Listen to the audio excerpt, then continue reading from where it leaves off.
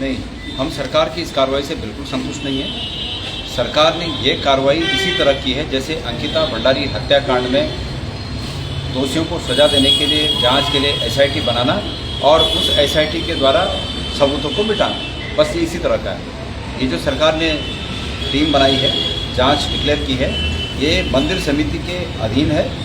मंदिर समिति के अध्यक्ष जब तक इस पद पर बने रहेंगे इस जांच को पारदर्शी नहीं माना जा सकता। मंदिर समिति के अध्यक्ष के वैयक्तिक सहायक को सस्पेंड करना ये बिल्कुल ऐसे ही है कि जैसे लीपापोती करने के जैसा। ये तभी संभव है जब ये विपक्ष का कोई एमएलए विधानमंडल दल में सर्वदलीय एक जांच समिति बने और उसको हेड करे विपक्ष का कोई नेता, कोई विधायक, तो तब हम इसको मानेंगे। मैंने कहा कि सीएलपी की अध्यक्षता में कर दो, मैंने कहा वहाँ लखपत बुटोला जी विधायक हैं उनकी अध्यक्षता में कर दो ताकि विश्वास हो सके। और ऐसा नहीं है विपक्ष का नेता बनेगा तो उसका अर्थ ये नहीं है कि वो कोई राजनीति करे। भगवान बद्री विशाल को साक्षी मानकर दूध का दूध और पानी का पानी करने की सौगंध खाकर उस जांच को हेड करे कोई, तो तब उस पर विश्वास किया जा सकता है। ये थोड़ी है कि अंधा बांटे रेवड़ी अपने को दो दो दे, अपनों को दो दो देने वाले ये लोग ये जांच की बात करके सिर्फ लीपापोती कर रहे हैं। सर, केदारनाथ बद्री समिति के अध्यक्ष आप भी काफ़ी लंबे समय सर, तो ज़्यादा लंबे समय से आप ही रहे हैं। जो निजी सचिव है जिसका नाम सामने आ रहा है प्रमोद मुखिया जी, कहा जा रहा है कि आपके टाइम पे ही प्रमोद है। ये सब लोग फजूल की बातें करते हैं लोग। मेरे टाइम में पहली बात, मेरे टाइम पे किसी को कृपा के रूप में प्रमोशन नहीं मिला। मैंने एक नियम बनाया और ये नियम बनाया कि सीनियरिटी के आधार पर सबका प्रमोशन होता है। वो व्यक्ति भी आए होंगे उसमें तो उनका प्रमोशन हो। दूसरी बात है कि उस व्यक्ति का उपयोग गणेश गोदियाल ने किस रूप में किया। गणेश गोदियाल ने उस व्यक्ति का उपयोग उस रूप में किया होगा जिस काम के लिए वो बना है। फर्क ये है कि अब के अध्यक्ष जी ने उसका उपयोग इस रूप में किया कि वो एक गलत काम में आरोपित है। तो ये आरोप सीधे सीधे उसको जो काम लेने वाला आदमी है उस पर लगता है। तो ये मेरा नाम लेकर अपनी खाल बचाने की कोशिश कर रहे हैं। गणेश गोदियाल के 6.5 वर्ष के एक एक बाल की भी वो जांच करने वाले कुछ नहीं है, लेकिन ये मेरा नाम लेकर अपनी खाल बचाने की इनकी जो कोशिशें हैं वो हम सहन नहीं करेंगे। ये होने ये नहीं चलने। इस तरह की बात क्यों आ रही है क्योंकि आप काफ़ी लंबे समय से देखिए, उस समय क्या ऐसा नेक्सस होता था?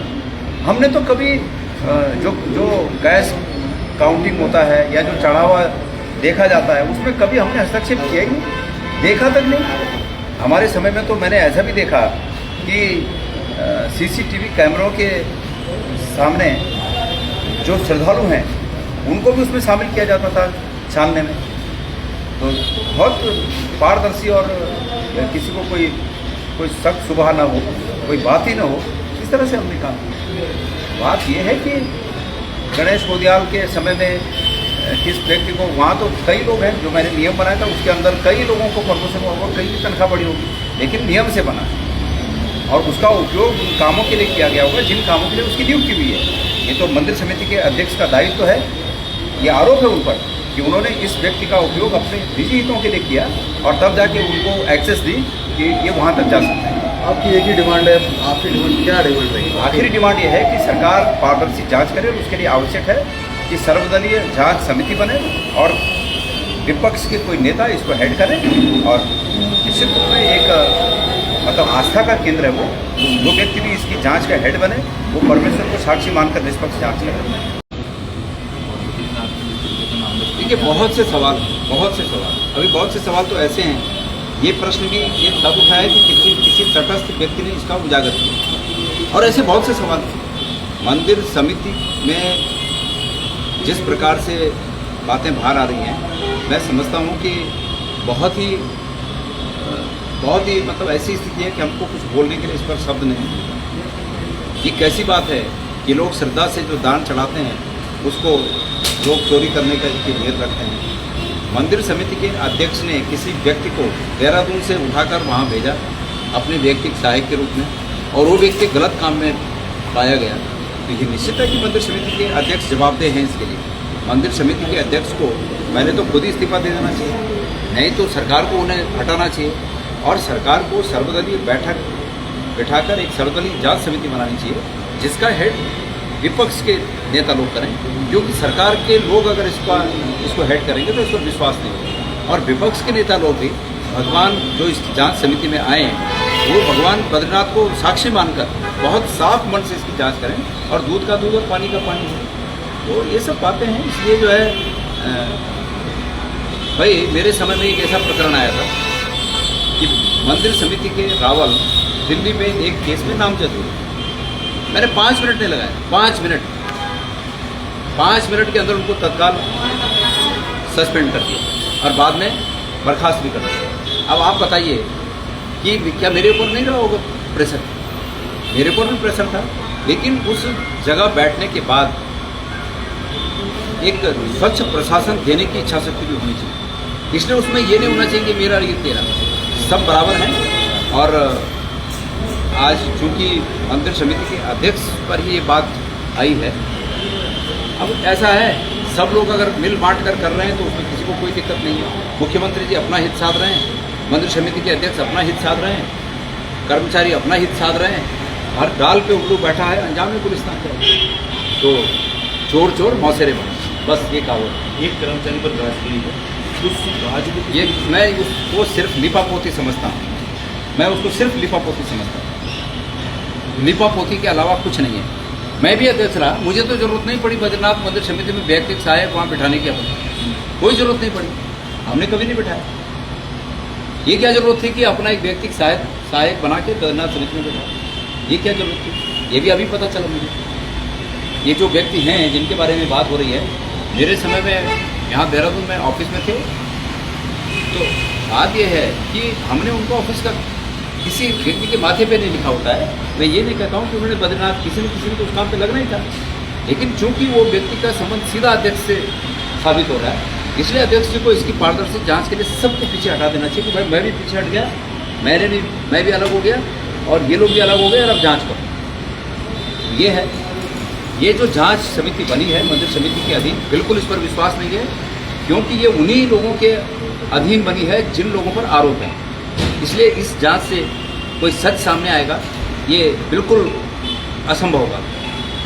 मामला देखने को मिला जैसा कि भाई जांच हो जाए तो सब जगह ये मामले हैं, सब जगह ये मामले हैं। मैं एक बार प्रेस में आपसे मैंने कहा था कि केदारनाथ में सोना गायब होने की घटना के पहले जब मैं अध्यक्ष था, मेरे पास भी वो लोग जिन्होंने ये सोना का प्रकरण किया मेरे पास भी आए थे। मैंने बहुत स्पष्ट रूप से मीडिया के सामने कही बात, और उन्होंने जो तरीका बताया, मुझे उस पर बिल्कुल संदेह है, और संदेह नहीं पूरा ही संदेह है। और उसके बाद मैं हटा और ये दूसरे अध्यक्ष आए, बीजेपी के लोग आए और इन्होंने उस घटना को अंजाम दे दिया, दुर्घटना को अंजाम दे दिया, और निश्चित रूप में उससे हमारी आस्था को ठेस पहुँचती है।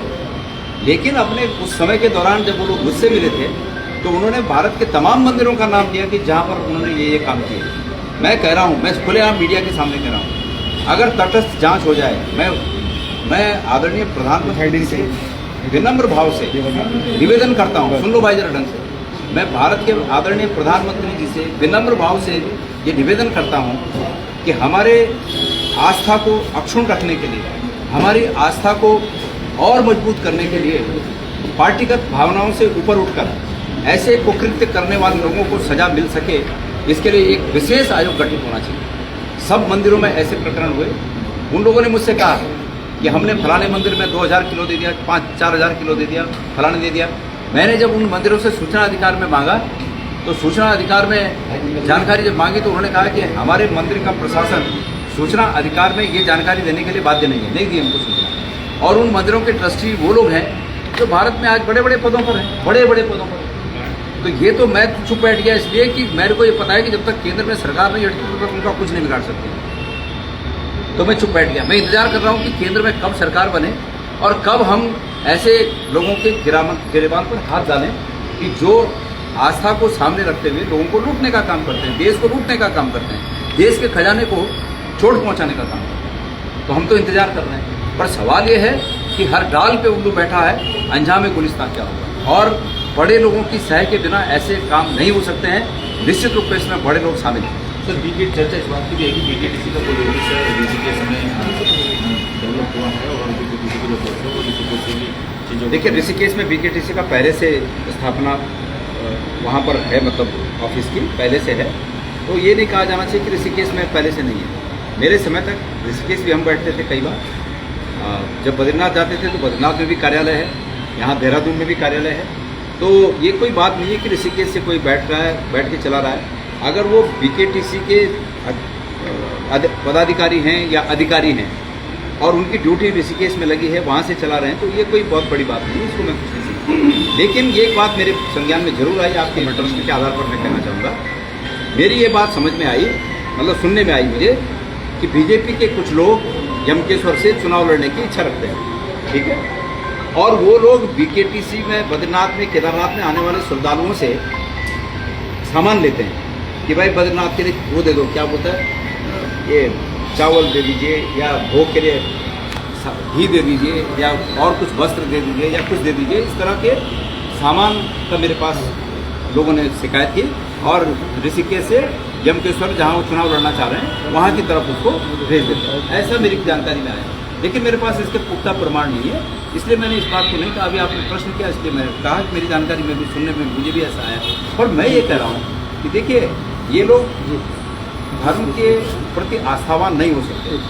जो लोग वहाँ से अपने निजी हितों की साधना कर रहे हैं, ये धर्म के प्रति आस्थावान नहीं हो सकते। और बीकेटीसी के अध्यक्ष जो होते हैं, राजनीतिक रूप से कोई बहुत बड़ी बात नहीं है, लेकिन जब वो देख रहे हैं कि देश के प्रधानमंत्री वही कर रहे हैं, देश के केंद्रीय मंत्री लोग वही कर रहे हैं, मुख्यमंत्री वही कर रहे हैं, तो निश्चित रूप में वो भी सोच रहे होंगे कि इस बहती गंगा में हम भी हाथ धो लें, ये होगा।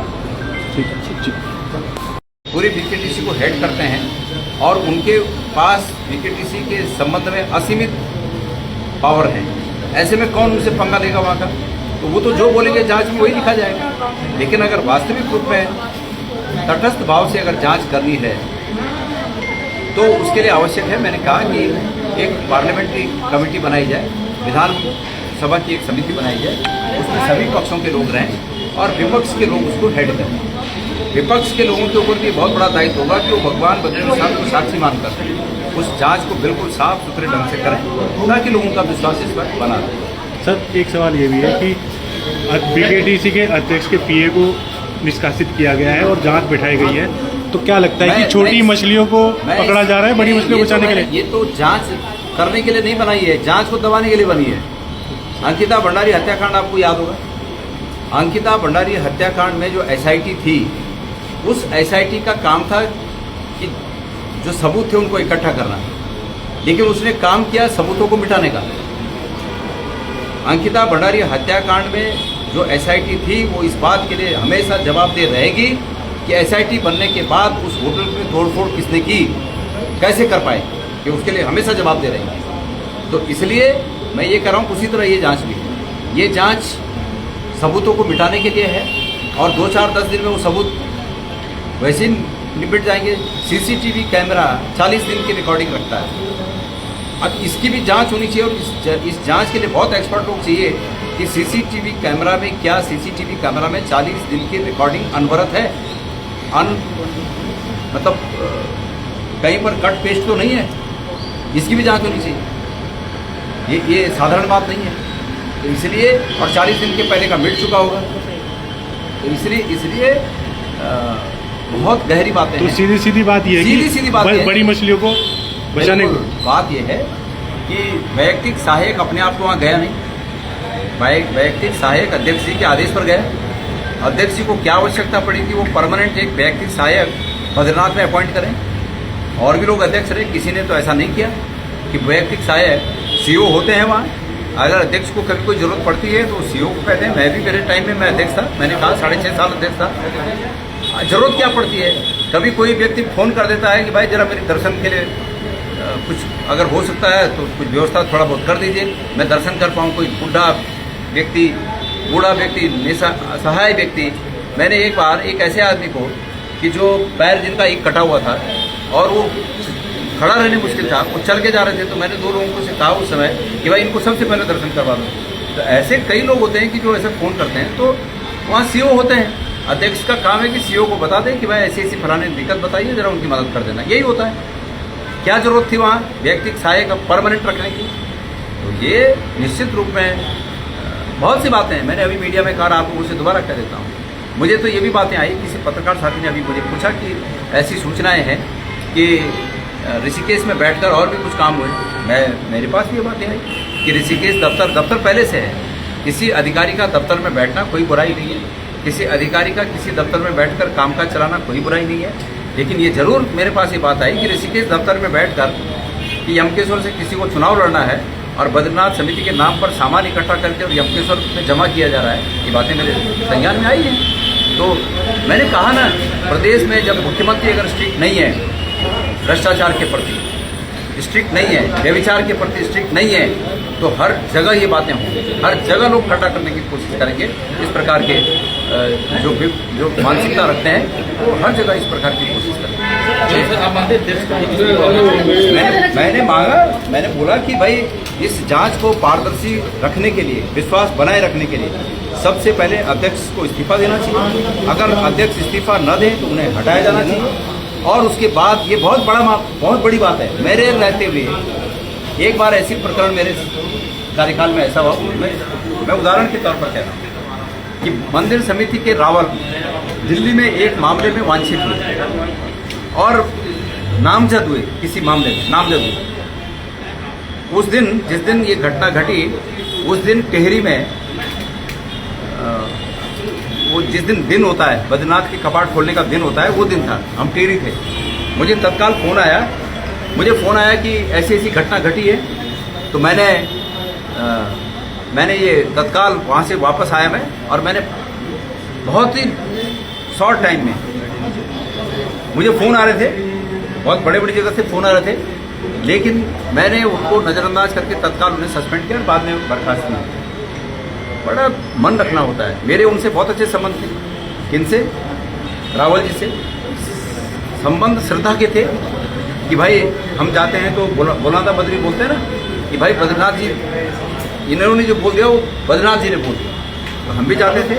अध्यक्ष हूँ भले, लेकिन आस्था अपनी जगह है, मैं भी उनके पैर छूता था। लेकिन जब प्रशासनिक एक्ट मुझे करना पड़े, प्रशासन के तौर पर उचित निर्णय करना पड़े, तो उस समय हार्ड भी होना पड़ता है। तो मैंने, बहुत प्रेशर आया लेकिन मैं नहीं माना, मैंने कर दिया। तो बात यह है कि अगर मेरी उनसे कुछ ऐसी बात होती, लिपट चिपड़ होती, तो मैं नहीं कर पाता।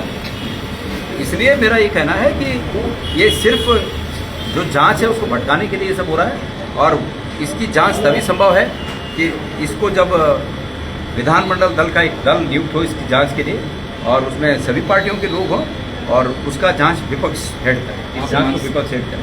सर, अखिल भारतीय कांग्रेस कमेटी के अध्यक्ष वेणुगोपाल 2 दिवसीय उत्तराखंड दौरे पर रहने वाले, किस तरह से? जी, आदरणीय हमारे राष्ट्रीय महासचिव वेणुगोपाल जी 2 दिन के दौरे पर उत्तराखंड आ रहे हैं।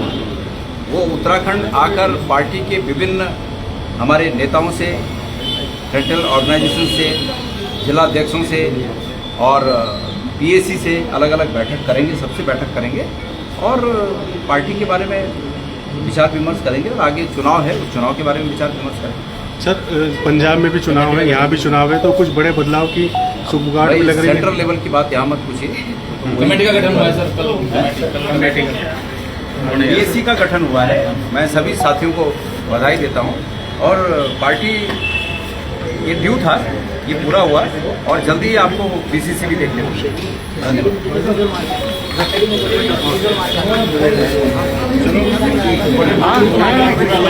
बहुत ज़्यादा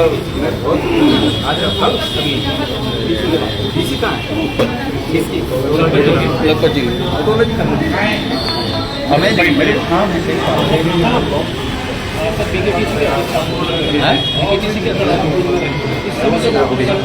क्या पहले हाँ, अब क्या माहौल है उसका? माहौल जो आप देख रहे हैं वही है। हर डाल पे उल्लू बैठा है, अल्लाह में गुलिस्तां क्या होगा। आ जाइए भाई, साथ में आ जाइए, फिर मैं हाँ जी।